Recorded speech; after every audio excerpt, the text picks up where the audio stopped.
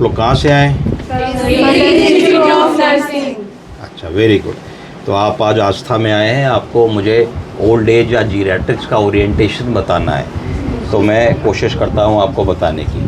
Old age अर्थात वृद्धावस्था, वृद्धावस्था को अंग्रेज़ी में जीरियाट्रिक्स या जीरेंटोलॉजी कहते हैं। मेडिसिन की वो ब्रांच जो वृद्धों से डील करती है उसको जीरियाट्रिक मेडिसिन कहते हैं। हम लोग के शरीर में निरंतर जब से हम पैदा होते हैं और जब तक हमारी मृत्यु होती है तब तक निरंतर हमारे शरीर में डेवलपमेंटल स्टेजेस होती हैं।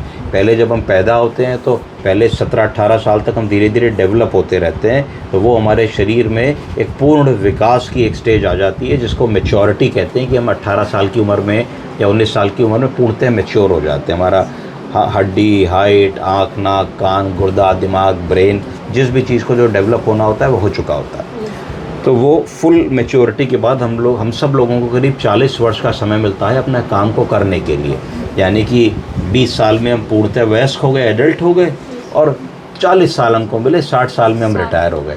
उस 40 साल के कार्यकाल में हम लोगों को अपनी आगे की पढ़ाई करनी होती है, हम लोग को पोस्ट ग्रेजुएशन करना होता है, हम लोग को नौकरी करनी होती है, हम लोग को शादी करनी होती है, हम लोग को फैमिली करनी होती है, हम लोग को पेरेंट्स के लिए कुछ करना होता है, हम लोग को सोसाइटी के लिए कुछ करना होता है, हम लोग को अपनी जीविका कमानी होती है, हम लोगों को अपने आप को इस्टेब्लिश करना होता है, हम लोग को घर, मकान, दुकान बनानी होती है। और ये सब करते करते फिर धीरे धीरे हम लोग 60-65 साल के हो जाते हैं और हमें रिटायर हो जाना होता है। तो हम सबको ये समझना चाहिए कि जो आज बच्चे हैं वो कल मिडिल एज के होंगे, और जो मिडिल एज के हैं वो बुज़ुर्ग होंगे, और जो बुज़ुर्ग हैं वो नहीं रहेंगे। तो ये जीवन की एक साइकिल है। इस साइकिल या इस चक्र में हम सब लोग रोटेट करते रहते हैं। पूरे विश्व के हर व्यक्ति इसी साइकिल में चलते रहते हैं। तो हम लोगों को कभी वृद्धों को निगलेक्ट नहीं करना चाहिए, वृद्धों के प्रति हीन भावना नहीं होनी चाहिए, एल्डर एब्यूज़ नहीं होनी चाहिए, वृद्ध लोगों को हमको प्रताड़ित नहीं करना चाहिए। क्योंकि हमें समझना चाहिए कि जो वो कर रहे हैं या जो वो कमज़ोर हो गए हैं या इनकैपेसिटेटेड हो गए हैं, इनकैपेसिटेटेड का मतलब ये है कि मैंने तुमसे कहा कि बेटे ज़रा ये कुर्सी उठा के वहाँ रखो तो तुम उठा के रख दोगे। एक बुज़ुर्ग आदमी से कहोगे वो नहीं कर पाएंगे, तो इसमें नाराज़ होने की क्या बात है। तुमसे मैंने कोई सिंपल टास्क कहा, जब मार्केट से जाके सामान ले आओ, तुम जाके ले आओगी। एक बुज़ुर्ग आदमी शायद ना ला पाए, हो सकता है कि भाई वो 100 का नोट दें, वो चेंज पूरी गिन ना पाए कि ये वापस पूरे पैसे मिले कि नहीं मिले। तो नाराज़ होने की क्या ज़रूरत। अगर तुम नर्स हो, तुमने बुज़ुर्ग आदमी से कहा कि बाबूजी ब्लड प्रेशर कितने साल से है, वो नहीं याद कर पा रहे, नहीं बता पा रहे हैं तुमको। बाबूजी कौन कौन सी गोलियां घर में खाते हैं, तो कह रहे बेटिया नीली वाली गोली खावत है। अब उनको क्या पता कि भाई नीली वाली गोली से बिटिया नहीं समझ पाएगी कि हम कौन सी गोली खाते हैं। तो बहुत बार ऐसा होता है कि मरीज़ के घर वाला कोई आदमी साथ में आया, तुम उससे हिस्ट्री लेना चाहती हो, वो डर में है, दबाव में है, वो सच बात नहीं बता पा रहा है। बाबूजी ठीक हो, कोई समस्या तो नहीं है। अब वो जो आदमी साथ लाया है उसके अंदर इतनी हिम्मत ही नहीं है कि भाई उनके खिलाफ़ या अपनी असली बात बता पाए। तो थोड़ा सा जब वृद्ध आदमी के साथ डील करोगी तो तुमको उनको थोड़ा आइसोलेशन देना है, थोड़ी उनकी बात को समझना है। दूसरी चीज़ 80-20 का रेशियो होना चाहिए। 80% कोशिश करो कि वो बोलें, बस 20% कोशिश करो कि तुम सवाल पूछो। कई बार ऐसा होता है कि बुज़ुर्ग लोग से तुम पूछती कुछ हो, वो बात शुरू करते हैं, फिर आउट ऑफ द ट्रैक हो जाते, कहीं और चले जाते हैं। तो उसको रिकंसाइज कर दो, बाबूजी वो हम लोग बात कर रहे थे कि आपकी याददाश्त थोड़ी कम हो गई है और आपने बताया आप गांव में थे एक बार तो ऐसा हुआ। तो फिर तुमने रिकंसाइज कर दिया कि फिर वहीं से वो शुरू हो गए। या बाबूजी आप बता रहे थे कि आपका बड़ा बेटा सेना में काम करता है, तो वो कैसे हैं, उनके कितने बच्चे हैं और कितने बच्चे हैं आपके। तो वो रिकंसाइज करके तुम बात को वहीं आ गए। तो इससे क्या होता है कि तुम्हें 5 मिनट का समय मिलता है मरीज़ के साथ। उस 5 मिनट पे तुमको मैक्सिमम डाटा कलेक्ट करना है। ब्लड प्रेशर है कि नहीं, शुगर है कि नहीं, थायराइड है कि नहीं, सुनने की दिक्कत है कि नहीं, चश्मा लगाते हैं कि नहीं, चलते हैं कि वॉकर की ज़रूरत पड़ती है, खुद आए हैं कि आपको कोई ले करके आया है, ये भी बड़ा इंपॉर्टेंट है। अगर मान लो आप खुद आए हैं, 70 साल 75 साल की उम्र है, तो इसका मतलब कहीं ना कहीं फैमिली सपोर्ट कम है। अगर आपको बहुत अच्छे से आपका बेटा बहू लेके आए हैं, आप साफ बिल्कुल कलफ किए हुए, प्रेस किए हुए कपड़े पहने हुए हैं, कोई सिलवट नहीं है आपके कपड़े में, तो बिल्कुल ये लगता है कि भाई अपने बाबूजी को भी वो बिल्कुल डॉल की तरीके से सजा करके अस्पताल में लेकर के आए। तो इसका मतलब फैमिली बहुत केयरिंग है ना, कि बाबूजी ने जरा सा खांस दिया, बाबूजी रुको, चलाओ, पानी लाओ, ये करो, वो करो। तो this gives more marks to the family. लगता है कि भाई परिवार इनकी सेवा में कोई कसर नहीं छोड़ेगा। तो मेटाबॉलिक बात आ जाती है, फिर तुम फाइनेंशियल स्टेटस पूछ सकते हो, फिर तुम पूछ सकते हो कि आप इलाज कैसे कराएंगे, क्या आपके पास कोई कार्ड है क्या। आजकल सबके पास कोई कार्ड होता है, पंडित दीनदयाल उपाध्याय कार्ड, आयुष्मान कार्ड वगैरह वगैरह, इंश्योरेंसेस के कार्ड। तो उससे आदमी को एक सोशल सिक्योरिटी मिलती है। सोशल सिक्योरिटी का मतलब है कि अगर डॉक्टर साहब कोई जांच बता देंगे, भर्ती बता देंगे, टेस्ट बता देंगे, इलाज महंगा बता देंगे, तो मेरे पास कार्ड है, उससे उसका इलाज हो जाएगा। तो पेशेंट को ये लगता है कि वो फैमिली पे बर्डन नहीं है। ऐसा क्यों लगता है? क्योंकि जो वृद्ध आदमी होता है उसके दिमाग में जनरली ये बात होती है कि अब मैं कमाई नहीं कर पा रहा हूँ। इसका मतलब क्या हुआ कि अब मैं डिपेंडेंट हूँ उस व्यक्ति पे जो कमाई कर रहा है। तो जो कमाई कर रहा है, हो सकता है उसके छोटे बच्चे हों, उनकी फ़ीस जाती हो, स्कूल का खर्चा होता हो, और मकान की किस्त जाती हो, 4 चीज़ें हों। तो बुज़ुर्ग आदमी कई बार अपनी प्रॉब्लम इसलिए नहीं बताता कि भाई अस्पताल जाएंगे तो डॉक्टर 2-4 हज़ार रुपये खर्च करा देगा, तो उससे घर का बजट बिगड़ जाएगा। तो ये भी आपको धीरे से समझना होता है कि ऐसी बात है। अगर ऐसी बात है तो आपको अपने अस्पताल में, चिकित्सालय में धीरे से कहना है इनकी फ़ीस माफ़ कर दीजिए, इनको कोई दवा का सपोर्ट कर दीजिए। कई बार ऐसा होता है, हम लोग अस्पतालों में काम करते हैं, बहुत सारा एक्स्ट्रा दवा, एक्स्ट्रा स्टॉक होता है हमारे पास जो हम ईज़िली सपोर्ट कर सकते हैं। तो आपको हर व्यक्ति को इंडिविजुअली देखना है। कैसे देखना है? आप में से कोई कार में बैठा है? कितने लोग बैठे हैं? सभी बैठे हैं। तो मज़ा आता है कार में बैठ के? मज़ा आता है। तो कारें तो बहुत प्रकार की होती हैं। सभी मारुति में बैठे हैं? सब अलग अलग में बैठे हैं। तो इसका मतलब क्या है कि हम सब अलग हैं और हम सब इंडिविजुअलाइज्ड हैं। हम सब की जो चॉइसेस हैं वो अलग हैं। कोई मारुति खरीद रहा है, कोई होंडाई खरीद रहा है, कोई फॉर्च्यूनर खरीद रहा है, कोई कुछ खरीद रहा है, कोई कुछ खरीद रहा है। इसी प्रकार से वृद्ध आदमी की भी चॉइसेस है। हमको इग्नोरेंस नहीं करनी है कि अरे बाबूजी आप कहाँ सिनेमा देखने जाएंगे, आप तो बूढ़े हो गए। बाबूजी आप बाहर का खाना कहाँ खाएंगे, इसमें मसाला बहुत होता है, आपका पेट खराब हो जाएगा। बाबूजी कहाँ मॉल जा पाएंगे, वहाँ बहुत चलना पड़ता है, थक जाएंगे। तो तुम ये सब परसीवरेंस उनके लिए करना छोड़ दो। कल को तुम्हारी मम्मी इस समय 40 साल की हैं, 20 साल बाद बूढ़ी हो जाएंगी, तो तुम कैसे तय करोगे कि उनका मन है मॉल जाने का कि नहीं? तो वन साइडेड डिसीजन बूढ़े लोगों के लिए लेना छोड़ो।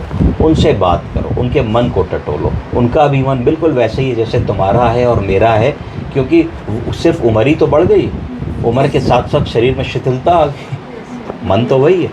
प्लस जब तक आदमी, बूढ़ा आदमी तभी तक स्वस्थ खुश है जब तक उसकी समाज में और जीवन में कोई उपयोगिता है। अगर मान लो उनकी जीवन में कोई उपयोगिता ना हो, बूढ़े लोगों की क्या उपयोगिता होती है कि बहू रानी, अम्मी जी आज क्या खाना बना ले, बाबूजी ज़रा बच्चे को स्कूल छोड़ आइएगा, बाबूजी ज़रा देख लीजिएगा ज़रा बिजली का बिल नहीं जमा है।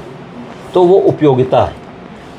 अब नॉन उपयोगिता क्या है? नॉन उपयोगिता ये है कि बहू रानी कुछ पूछ ही नहीं रही है मम्मा जी से कि भाई आज क्या बनेगा, खाना बन गया, बस उनके सामने प्लेट रखाएं।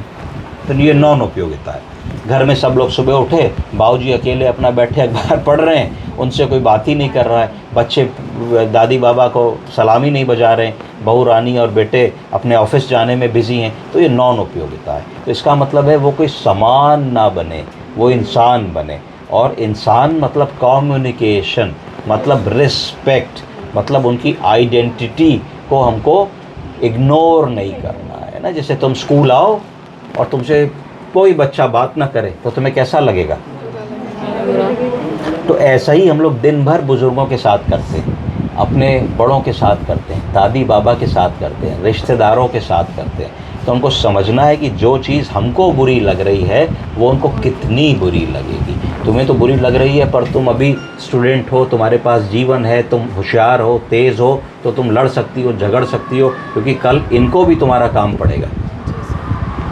परंतु बूढ़ा आदमी जो होता है उसको ये लगता है कि अब हमारी जो है उपयोगिता कम हो गई है, और सच में कम हो जाती है, क्योंकि अब वो प्रोडक्टिव नहीं बचा। क्या नहीं बचा?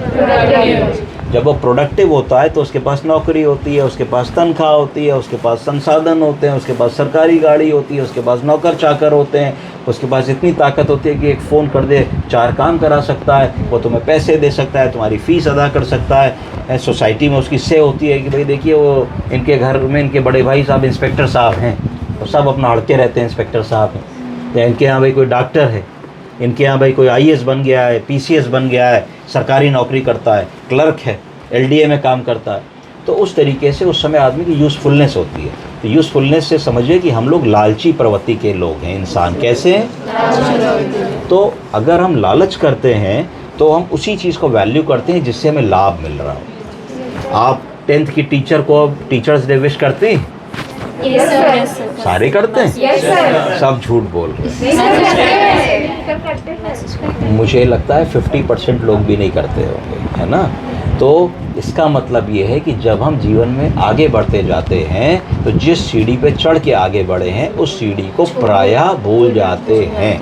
सबसे बड़ी सीढ़ी हमारे जीवन की हमारे भाई बहन और माता पिता होते हैं। हर घर में आप देखिए एक समय के बाद भाई बहनों में विवाद हो जाता है, संपत्ति को लेके, साथ रहने को लेके। दो भाइयों की शादी हुई उसको लेकर के, फिर जब बुज़ुर्ग लोग शिथिल होते हैं हमारे माँ बाप, तो इसको लेके विवाद होता है कि भाई कौन इलाज कराएगा, कौन इलाज का खर्चा देगा, कौन 10 दिन छुट्टी लेके अस्पताल में रहेगा। क्या नहीं होता किसी घर में? तो ये सामाजिक चीज़ें हैं, तो इनको हमको समझना है कि एक माँ बाप के अंदर इतनी क्षमता होती है कि वो 4-6 बच्चे पैदा करके, पाल के, शादी करके उनको ठिकाने लगा देते हैं। और 4-6 बच्चे मिल करके एक माँ बाप को कहते हैं कि 2 महीने आप रख लो, 2 महीने हम रख लें, 2 महीने आप रख लो, 2 महीने हम रख लें। इन चीज़ों पे आप यंग बच्चे हो, आपको ये बताने का पर्पज़ ये है कि वो लोग समान नहीं हैं, वो लोग भी इंसान हैं और हमें भी उसी कैटेगरी में एक ना एक दिन आना है, बड़े से बड़े आदमी को आना है। ये तो मैंने आपको बात बताई सिर्फ बढ़ती हुई उम्र की, पर बहुत बार ऐसा होता है कि उम्र के साथ साथ बीमारियां आती हैं, शारीरिक और मानसिक संसाधनों का ह्रास होता है कि जैसे आप बड़े उम्र के हुए तो दिखना कम हो गया, लेंस कमज़ोर हो गया, मोतियाबिंद बन गया तो ऑपरेशन कराओगे, धीरे धीरे घुटनों में गठिया बन गई तो चल नहीं पाओगे, लैट्रिन बाथरूम आएगा, जितनी देर में सूसू के लिए उठोगे इतना इतना घुटने में दर्द होगा कि रास्ते में सूसू हो जाएगी आपको। तो ये बुढ़ापे की निशानियां हैं। हार्ट फेलियर हो जाएगा तो यहाँ से वहाँ तक कोई आएगा, दरवाज़ा खोलने जाओगे तो इतनी सांस फूलेगी कि वही नहीं कर पाओगे, पैरों में इतनी सूजन आ जाएगी कि आपसे चला नहीं जाएगा, खड़ा नहीं हुआ जाएगा। अगर कॉग्निटिव इम्पेयरमेंट हुआ तो धीरे धीरे चीज़ें भूलने लगोगे, अपने इष्ट मित्रों को देखोगे, पहचान ही नहीं पाओगे, नाम रिकलेक्ट नहीं कर पाओगे। कई बार ऐसा होता है कि खाना खा के भूल जाओगे कि खाना मिला कि नहीं मिला। कई बार ऐसा होता है कि कपड़ा पहनने का सलीका चला जाएगा, बिना कपड़ा पहने घर से बाहर निकल आओगे। तो ये कॉग्निटिव इम्पेयरमेंट है। तो ये शरीर है, भगवान ने दिया है, एक सुपर कंप्यूटर है, इंसान नहीं बना सकता है ना। ज़रा सी बनाई हुई एक हड्डी टूट जाती है तो 50,000 रुपये ऑपरेशन में लग जाता है, हड्डी भी ठीक नहीं जुड़ती।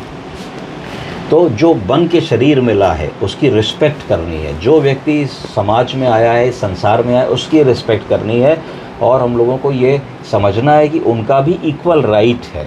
ये जो शारीरिक रूप से कमज़ोर है उसका भी इक्वल राइट है, जो मानसिक रूप से कमज़ोर है उसका भी इक्वल राइट है, जो उम्र में ज़्यादा है उसका भी इक्वल राइट है, जो बेड रिडन है उसका भी इक्वल राइट है। वो बाई चॉइस बेड रिडन नहीं है, वो अपनी इच्छा से बिस्तर पर नहीं आ गया है ना, परिस्थिति उसको एक बिस्तर पर लाई है। सो हम लोगों को गुड नर्स या गुड पैरामेडिकल स्टाफ तभी कहा जा सकता है जब हम वृद्ध आदमी को एक टोटलिटी में देखें। हम अपना दिमाग 5 मिनट के कंसल्टेशन में हर उस बात पे ले जाएं जो हम उसको अपने चश्मे से देखें। हमारे दादी बाबा अगर कहीं दिखाने जाते हैं तो हम डॉक्टर से क्या उम्मीद करते हैं, हम नर्स से क्या उम्मीद करते हैं, हम पैरामेडिकल स्टाफ से क्या उम्मीद करते हैं, उस तरीके से उनको देखना है। कि हम उम्मीद करते हैं हमारे बाबा बैंक में जाएँ तो मैनेजर साहब तुरंत उनकी उम्र का लिहाज करके उनका काम पहले कर दें। अगर हमारे बाबा की टिकट लेने जाएं तो उनकी उम्र का लिहाज करके लोग लाइन में उनको ना लगाएं और पहले उनको टिकट दे दें, है ना। अगर हमारे दादी बाबा कहीं सरकारी दफ्तर में जाएं तो उनकी उम्र का लिहाज करके आदमी का भी आपको पेंशन नहीं मिल रही, लाइए आपका हम वेरिफिकेशन कर देते हैं, आपको पहले मिल जाए। तो हमें भी जो भी बूढ़ा आदमी हमारे पूरे जीवन काल में हमसे टकराए, हम सब नर्सेज बनेंगे, बड़े बड़े अस्पतालों में काम करेंगे, कोई पीजीआई में काम करेगा, कोई एम्स में काम करेगा, कोई केजीएमसी में काम करेगा, कोई सरकारी नौकरी में जाएगा। तो अगर हम तुरंत उठ के खड़े हो जाए, अम्मा नमस्ते, आप बैठो, अपनी कुर्सी दे दो, तो उससे क्या होगा, एक बड़ी पॉजिटिविटी जाएगी। जो लोग देखेंगे उनके सामने पॉजिटिविटी जाएगी। आदमी समझेगा कि भाई देखो ऐसे भी इंसान आज की तारीख में श्रवण कुमार टाइप के एग्जिस्ट करते हैं। पैसे कुछ नहीं लगे, ताकत कुछ नहीं लगी, ड्यूटी उतने ही घंटे करी हम लोगों ने। तो एक सी चेंज आएगा, सी चेंज। कभी वृद्ध को तुम प्रताड़ित होते देखो, किसी के घर में देखो मार पीट रहे हैं, उनको शोषण कर रहे हैं, उनकी पेंशन रख ले रहे हैं, उनको अस्पताल नहीं ले जा रहे हैं, फटे जूते पहने, फटे चप्पल पहने, चश्मा नहीं है, छड़ी नहीं है, वॉकर नहीं है, तो हमारी संस्था में बता सकते हो। हम लोग चलेंगे साथ में, वहाँ पे उनके परिवार वालों को समझाएंगे और उस समस्या का निस्तारीकरण करने की पूरी कोशिश करेंगे। ठीक है बच्चों, जय हिंद, धन्यवाद। Thank you, sir.